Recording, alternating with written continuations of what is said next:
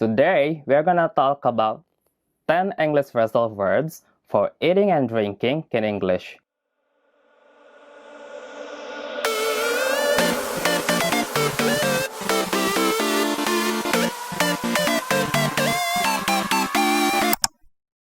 Hello warga beringgris!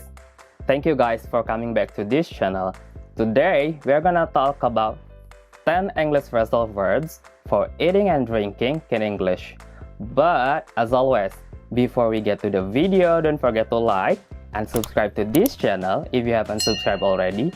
And don't forget to hit the notification bell button so lo nggak bakalan ketinggalan kalau gue ada upload video-video baru di channel ini. Nah, sebenarnya apa sih phrasal verb di dalam bahasa Inggris? Phrasal verb di dalam bahasa Inggris adalah gabungan kata bahasa Inggris yang terdiri dari a verb atau kata kerja dengan preposisi atau kata depan, atau bisa juga dengan adverb atau kata keterangan. Nah, biasanya kata-kata tersebut artinya akan berbeda cukup jauh dengan kata kerja dasarnya. Kayak misalnya contoh look after. Look after itu artinya merawat, sudah bukan melihat lagi, seperti kata kerja dasarnya look, yang artinya melihat. And without any further ado, let's get started. Phrasal verb yang pertama adalah drink up. Drink up. Drink up. Biasanya phrasal verb ini dipakai untuk ketika kita ingin mengajak memulai minum. Biasanya sih orang bule pakainya gitu ketika mereka ingin ngajak mulai minum atau bersulang. Kayak gampangnya let's enjoy drinking atau please drinking. Kayak misalnya contoh in the sentence, our beers are here, let's drink up. Bir kita udah datang, mari kita minum. Atau phrasal verbs ini juga bisa dipakai untuk a challenge to someone who loses a bet. Sebuah tantangan buat orang yang kalah taruhan. Kayak misalnya gini, drink up as kind of a challenge. Phrasal verbs yang kedua adalah take down. Take down. Biasanya kalau di bahasa Indonesiain, phrasal verb ini artinya mengambil order. Phrasal verb ini biasanya dipakai oleh waiter atau waiters ketika mereka ingin mengambil orderan kita dan kemudian menuliskan orderan kita on their notebook. Contoh in the sentence, when you are ready, I'm gonna take down your order. Kalau lo udah siap, gue mau catat orderan lo. Phrasal verb yang ketiga adalah sit down. Biasanya phrasal verb ini dipakai masih sama oleh waiter atau waiters juga di suatu restoran ketika mereka ingin meletakkan pesanan kita ke meja kita. Gampangnya gini deh, ketika lo makan di warung Padang, biasanya tuh kan si Uda sama si Uninya bawa piring-piring banyak, kemudian meletakkan di meja pelanggannya atau meja konsumennya. Nah, itu proses meletakkan piring ke meja pelanggannya itu disebut set down. Contohnya in the sentence, please set the plate down on the table. Phrasal verb yang keempat adalah cut up. Cut up. Cut up. Phrasal verb ini biasanya dipakai ketika kita ingin memotong-motong kecil makanan kita supaya mudah dimakan.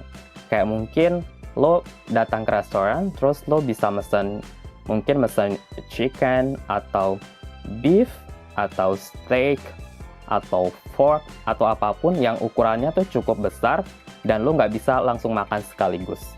Maka lo perlu memotong-motong menjadi bagian kecil. Nah, proses motong-motong jadi bagian kecil tersebut disebut cut up. So, in the sentence, misalnya kayak gini. Please make sure to cut up your steak into small pieces. Lanjut ke phrasal verb yang kelima. Cut into. Cut into. Yang artinya, kalau di bahasa Indonesiain, artinya membelah.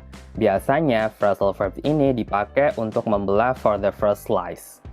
Atau bisa juga untuk memastikan sesuatu tersebut matang sempurna atau belum. Contohnya, misalnya in the sentence, when we cut into the chicken, all the juices came out. Phrasal verb yang keenam adalah ring up. Ring up. Yang artinya, kalau di bahasa Indonesiain, artinya menjumlahkan total.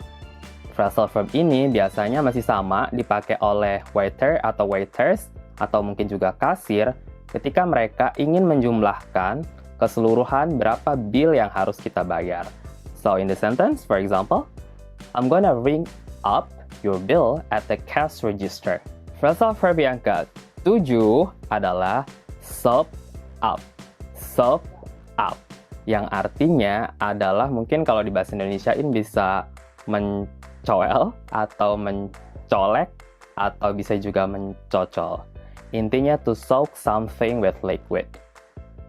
Misalnya kayak lo mencocol roti ke sup kayak gitu. Atau mungkin bisa dipakai ketika lo makan rujak, cocol buah-buahan ke sambal. So for example, in the sentence, I like to soak up my soup with bread. Phrasal verb yang ke-8 adalah cool down. Cool down. Phrasal verb ini artinya, kalau di bahasa Indonesiain, artinya mendinginkan sebentar sebelum dihidangkan. Nah, biasanya mungkin kalian akan menemukan phrasal verb ini ketika membaca English recipe, resep-resep berbahasa Inggris. Kayak misalnya ketika habis bikin pie, keluar dari oven kan panas banget, nah itu mesti di cool down sebentar.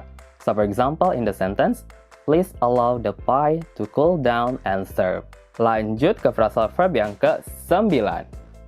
Heat up. Heat up. Heat up. Yang artinya kalau di bahasa Indonesiain adalah memanaskan. Phrasal verb ini biasanya dipakai lebih ke penggunaan microwave, oven, atau mungkin juga kompor. Ketika kalian ingin memanaskan mungkin makanan sisa kemarin, atau juga mungkin bisa ke frozen food. Contohnya misalnya kayak gini, I like to heat up my pizza before I eat it, my leftover pizza. Atau contoh lain misalnya, you should heat up your yesterday's soup, so it would be good to have that. Phrasal verbs yang terakhir atau yang ke-10 adalah chow down. Chow down. Phrasal verb ini sebenarnya adalah slang expression.